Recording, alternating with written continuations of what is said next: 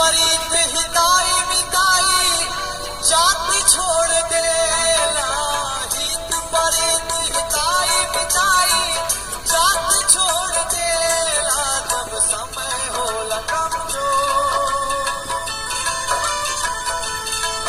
जब समय होला कमजोर तो हर केहू साथ छोड़ देला। जब समय होला कमजोर तो हर कोई साथ छोड़ देला। हित परीत हिताई मिताई जात छोड़ देला। हित परीत हिताई मिताई जात छोड़ देला। जब समय होला कमजोर, जब समय होला कमजोर तो हर कोई साथ छोड़